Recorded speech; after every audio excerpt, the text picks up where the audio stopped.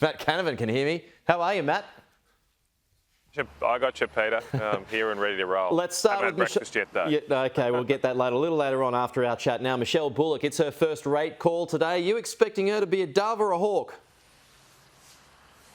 Well, look, it's who's to know. I just hope she does make the tough decisions that are necessary here. We haven't got a control of inflation yet, despite Jim Chalmers doing a George W. Bush mission accomplished routine in the last few months. So we've actually had an uptick in inflation figures just this last month.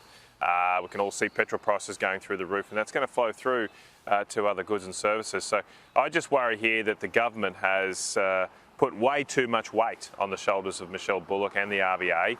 They themselves have done nothing to restrain government spending. In fact, we had the biggest spending budget this year outside of the global pandemic since the GFC. And so really the government should be doing more to help Michele Bullock in a new role, because otherwise she probably will have to make these tough decisions. Right. And the market's still expecting interest rates possibly to increase. Fuel's out of its hands, though. I mean, what more can be done there? I mean, it changes to excise again. Would you be thinking that? Well, I think over the longer term we need to develop more oil and gas resources.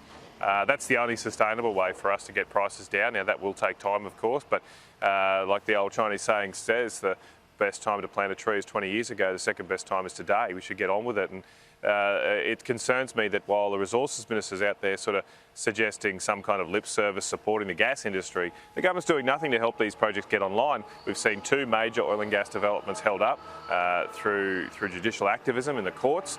We've been calling for months, my colleague Susan McDonald has been calling for months to act on this, to do something to unlock these investments, get this supply online, because whenever we sit back and wait, we're effectively the price you pay at the petrol station now is determined by Saudi Arabia and Russia, because we are not developing our own resources here in Australia or anywhere else really in the Western world. I mean, I suppose you could have made changes to that, though, when you were in government, but didn't. Well, we did bring on a lot of gas resources in southwest Queensland. Over the last 10 years, we've had $200 billion of investment in LNG. Well, some of that has been oil, particularly Northwest Shelf has been oil developments too. But of course, we were funding drilling exploration in North and Western Australia and the Beetaloo Basin. The government's cut funding to the Beetaloo Basin. And so all of these things have knock-on effects ultimately. And that causes the price of basic goods to go up. Sounds like you might be thinking that Michele Bullock has to raise rates. Well, I think unfortunately, if the government's not going to act, if we're not going to restrain government spending, that's the consequence. And the government has to own the interest rates rises we've seen this year, because they have not shown any discipline on their own fiscal side, their spending. It's just a basic law of economics that if the fiscal side of the ledger is out of control, well, the Reserve Bank has to act and lift interest rates as it has. You mentioned Madeleine King there earlier. She's going to launch this strong defence of gas today when she's got this discussion paper on the future of gas strategy. Now, part of that reads that the value of Australia's minerals and gas exports will plunge by $100 billion over the next 2 years. So you're saying that's just lip service?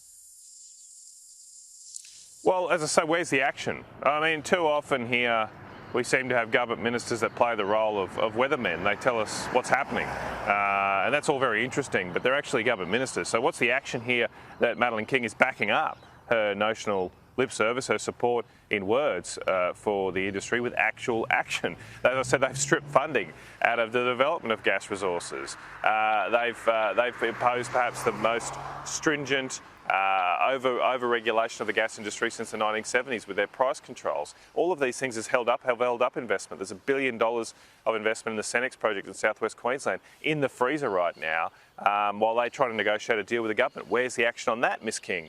So as I say, stop being weathermen here and start taking action, because that's what we need to help bring the cost of living down. We need governments to do things, not just talk about them. A bump in the road coming for coal as well, Matt. A quarterly report out today to show coal experts will drop $58 billion a year in the next 2 years because of declining Chinese and European markets. Are you surprised by that figure? No, I mean, this was inevitable. The coal price has been up around $400 a tonne over the past year or so. That, like, no one ever thought that prices would be at, even me, I'm pretty bullish on coal, but I never thought we'd get to those sort of levels. So we're always going to drop back to more sensible levels. In fact, the price though is still really, really high. About $160 a tonne is about double what it normally is. So it's still a massive bounty to our country, but we're not going to sustain those sort of levels. The fact is the demand for our coal has never been greater. The prices will fall a little bit from these record levels, but demand, we've got Chinese demand coming back online. There's coal-fired power stations being built right through Asia. We're actually looking at a shortage of coal, as this report looks at, over the longer period of 10 years and more. And that's concerning because, again, the governments really aren't doing enough to attract that investment. They're putting on more taxes, more red tape, and eventually that will mean, of course, that the industry will wither on the vine. All right, just a final one on The Voice. Plenty of celebrity endorsements over the past 12 hours. Nathan Cleary aiming for a second miracle. The Oils telling fans not to get sucked in by scare campaigns. What do you make of them? Well, the government here only seems to have celebrities in arguing for its constitutional change, not arguments. And you know, our constitution's the 10th oldest in the world. It's been changed just 8 times.